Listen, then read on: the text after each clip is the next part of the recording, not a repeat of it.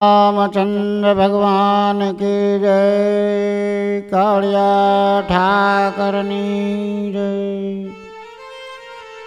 હવે માણસ અભિમાની બહુ થઈ જાય. થોડુંક વસ્તુ આવડે એટલે એને અભિમાન બહુ આવી જાય. અભિમાન કરો એટલે તમારો ધંધો તૂટવા માંડે. અભિમાન આ જગતની અંદર કરાય નહીં. સંતો સાખીમાં કહી ગયા છે કે માણસ જાણે મેં કરું કરતલ દુજા, કોઈ આદરા આધવચ રે હરી કરે સો હોય. એક રામપુર નામનું ગામ હતું. આ ગામની અંદર ઘણા માણસો રહીએ. એમાં એક મૂર્તિકાર રહીએ, પથ્થરમાંથી મૂર્તિ બનાવે.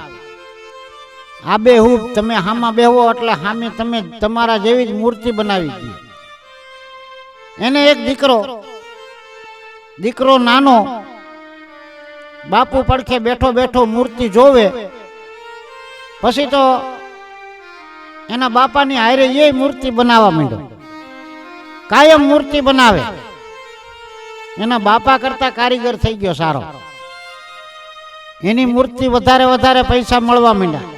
પણ એ જ્યારે મૂર્તિ બનાવે ત્યારે એના બાપા હામાં બેઠા બેઠા કાંઈક ને કાંઈક અંદર ખામી કાઢે રાખે કે હજી બેટા આ થયું નથી હરખું, આ થયું નથી હરખું.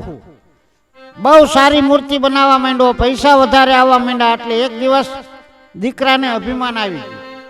એટલે દીકરો એના બાપુને કહેવા લાગ્યો, બાપુ તમે કાયમ મારી ખામી જ કાઢે રાખો છો, પણ હવે હું તમારા કરતા સારો મૂર્તિ વાળો થઈ ગયો છું અને હવે બહુ સારી મૂર્તિ બનાવું છું તોય તમે આમ નામ કરી રાખો છો. એટલે બાપાએ કીધું કે બેટા તો હવે હું તને નહીં કહું.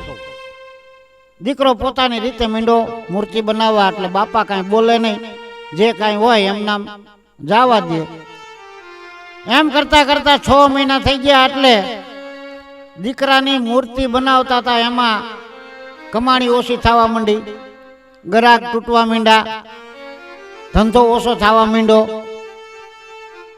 દીકરો મનની અંદર મૂંઝાણો કે મજરું આમ કેમ થાય છે. એટલે એક દિવસ થાકીને પછી એના બાપા પાસે ગયો. એના બાપાને કહેવા લાગ્યો, બાપુ આવી રીતે કેમ થાય છે. એટલે એના બાપાએ કીધું કે બેટા એ મને ખબર જ હતી કે આમ થાય છે જ તે.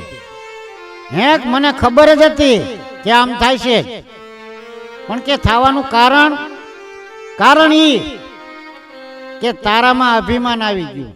એટલે તું અત્યારે જે મૂર્તિ બનાવેશ એ આપણા કામથી આપણે અસંતુષ્ટ રહેવું પડે.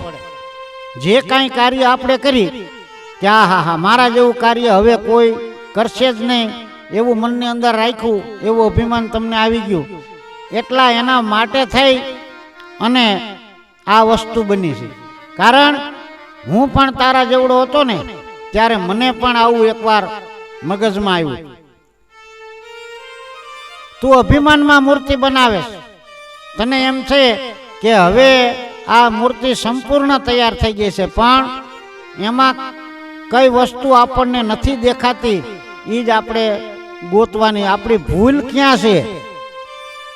માણસને કાયમ પોતાની ભૂલ ગોતવી પડે. જો પોતાની ભૂલ ગોતે અને પોતે અસંતુષ્ટ માને કે હજી આમાં કાંઈક ખામી છે તો સામેવાળાને સારું દેખાય.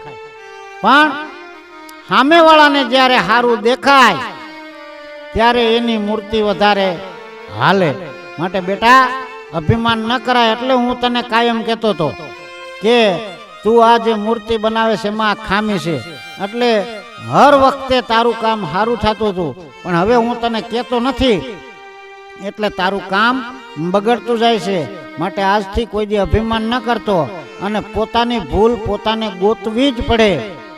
મારો કહેવાનો ભાવાર્થ છે કે આપણે સંપૂર્ણ જ્ઞાની થઈ જવાના નથી.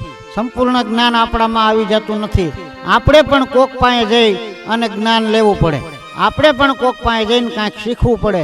આપણે પણ કોકને ગુરુ બનાવવા પડે. તો આપણામાં જ્ઞાન વધતું જાય.